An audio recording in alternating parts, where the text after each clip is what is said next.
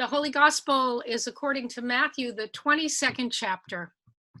Once more, Jesus spoke to them in parables, saying, "The kingdom of heaven may be compared to a king who gave a wedding banquet for his son. He sent his slaves to call those who had been invited to the wedding banquet, but they would not come. Again, he sent other slaves, saying, 'Tell those who have been invited, look, I've prepared my dinner, my oxen and my fat calves have been slaughtered, and everything is ready. Come to the wedding banquet.' But they made light of it and went away, one to his farm, another to his business, while the rest seized his slaves, mistreated them, and killed them. The king was enraged. He sent his troops, destroyed those murderers, and burned their city. Then he said to his slaves, 'The wedding is ready, but those invited were not worthy. Go therefore into the main streets and invite everyone you find to the wedding banquet.' And those slaves went out into the streets and gathered all whom they found, both good and bad. So the wedding hall was filled with guests. But when the king came in to see the guests, he noticed a man there who was not wearing a wedding robe. And he said to him, 'Friend, how did you get in here without a wedding robe?' And he was speechless. Then the king said to the attendants, 'Bind him hand and foot and throw him into the outer darkness, where there will be weeping and gnashing of teeth.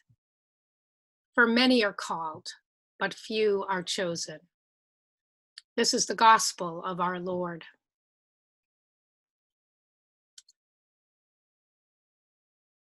In the overarching narrative of Matthew, this parable is the third in a series Jesus tells after turning over tables, healing the unclean, right there in the temple where the unclean did not belong, and inspiring children to praise. So after a good night's rest and a bit of hangry fig tree cursing, Jesus returns to Jerusalem, the scene of the crime, and begins to teach in the temple, only to be interrupted by the chief priests and elders who question his authority, yet are unable to claim their own in answer to Jesus' questions about John the Baptizer, because they're afraid of how the crowds will react. So Jesus treats us to this series of 3 parables about sons who say one thing and do another, wicked, murderous tenant farmers, and this most confusing parable, often called the parable of the wedding banquet or the king's son's wedding. All 3 of these are considered parables of judgment. But remember, as theologian Robert Capon says, Jesus is careful to make grace sovereign over all. Biblical scholars, and for that matter, most everyone, read these stories through the lens of allegory. The messengers representing first the prophets of Israel, then the early Jesus followers who announced the great feast that we are all invited to attend. The invited guests make their excuses and seem to think reliance on their own work is the way to go, turning, as it were, to other gods. They're annoyed by the king's insistence and kill the messengers to keep them quiet. And the king's angry response represents the destruction of Jerusalem. Seems like a crazy thing to do. Destroy a city in your own kingdom while dinner's getting cold. But it is a parable, so we shouldn't expect this story to make perfect sense. Then we have the final gathering in of those who are on the street, both bad and good, and the casting out of the improperly dressed guest who refuses to defend his clothing. Could this be Jesus? Now, I don't know about you, but I've always found this last little bit disturbing, this casting out of the guest. Why would this king, who has gone to such great lengths to prepare a lavish feast and welcomed so many to attend, kick this guy out because of his clothing? I've struggled with this little bit for a long time until I recently read an essay which made me look at this parable from a different perspective. The essay points out that quite likely the king would have provided the proper attire for those who came in off the streets. I don't know, think party hats.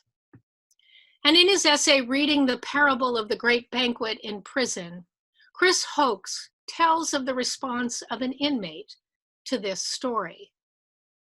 At first, there's excitement at the prospect of finally being invited, and he's really ready to share this excitement with others.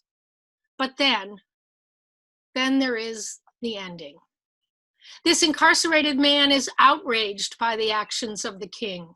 Why invite people like us to a party? The king should have known that people like us aren't going to wear party hats. The king really didn't want us there after all. Better to stay in the streets with the bad people than be told you're wanted and find out you're really not, he cries, as he turns to leave the Bible study.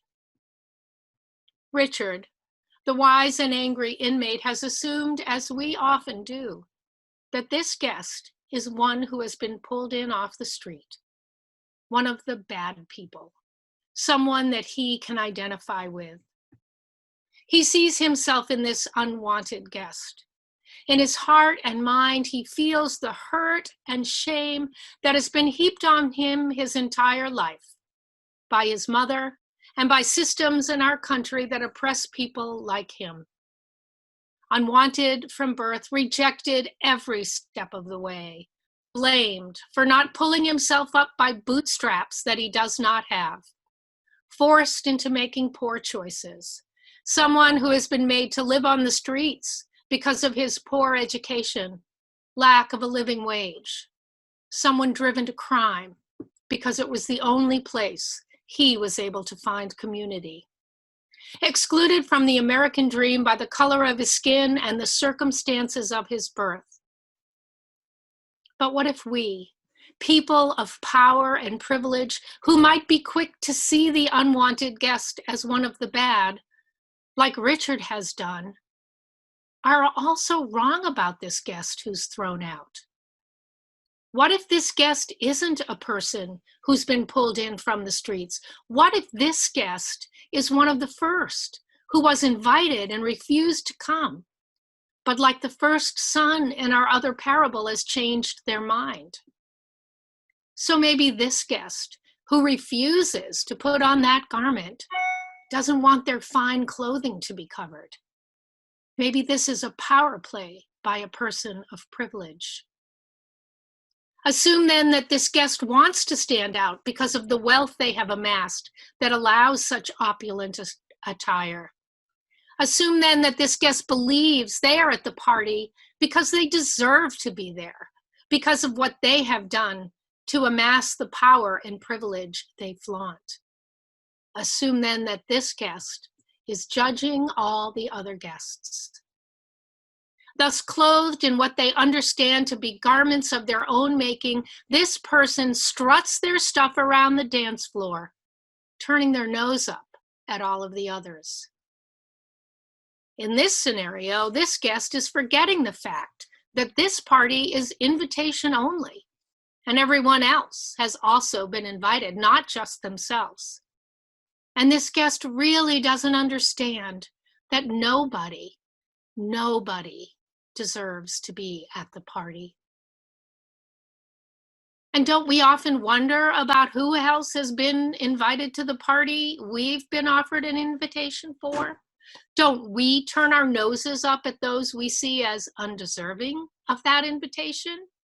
Don't we look down our noses at that person in the scruffy outfit sitting right there in church? This guest is making the others uncomfortable, stepping on their joy and that of their host, judging them because they come in from the streets, and of course should never have been admitted in the first place. In our guest's mind, these others are merely placeholders at the party, and they themselves the only guest who truly belongs, with no need to explain the way they are clothed. Maybe the king sees this happening and becomes angry and throws the guest out beyond the warm reach of the light from the party into the darkness.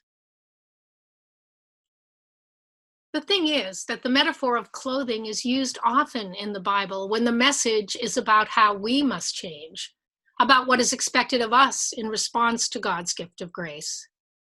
The Gerasene demoniac is naked when we first meet him, yet once he is healed, he appears clothed. The Israelites are called to wash their garments and to stand before God.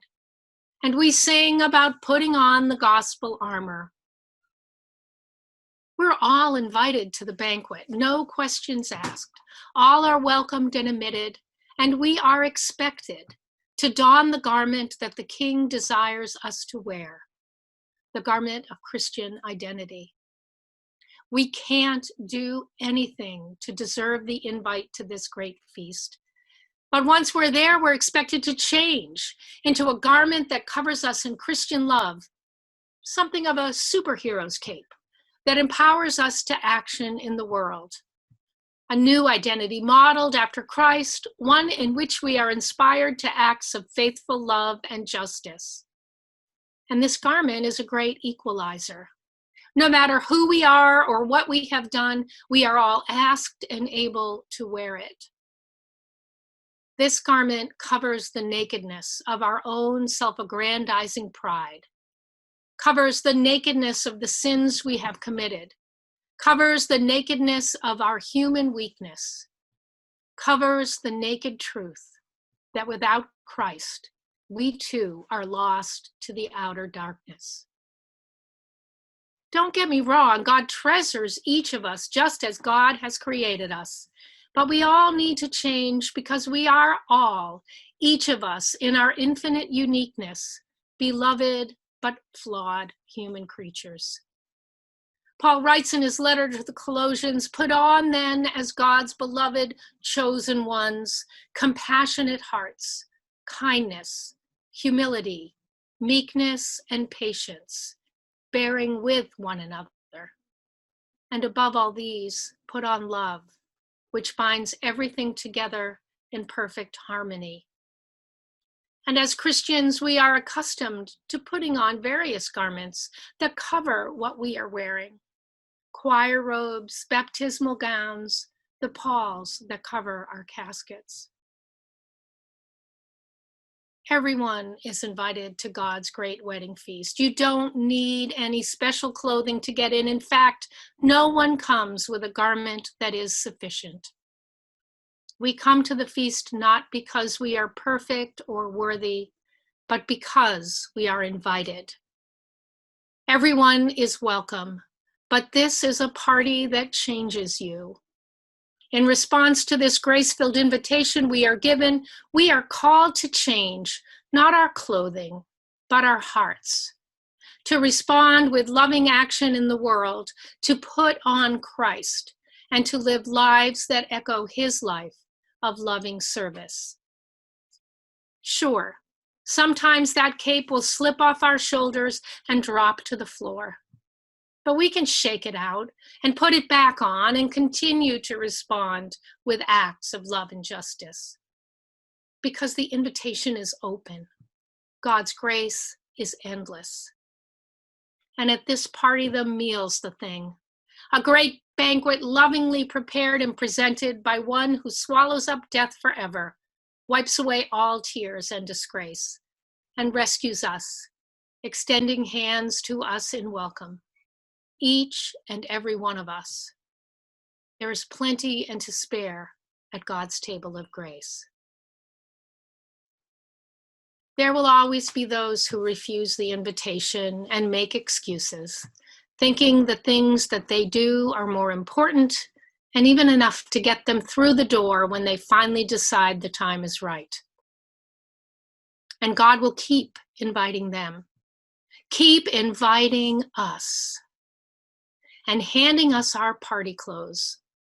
Sometimes they'll be as soft and cuddly as a blanket, and other times as harsh and scratchy as sackcloth. Because following Christ is no easy walk in the park. It is a complicated dance on a crowded dance floor with lots of obstacles and loud, distracting music. And we will stumble, and we will fall. and we will be lifted up and brought to the table, where the meal is given to us for the forgiveness of sins.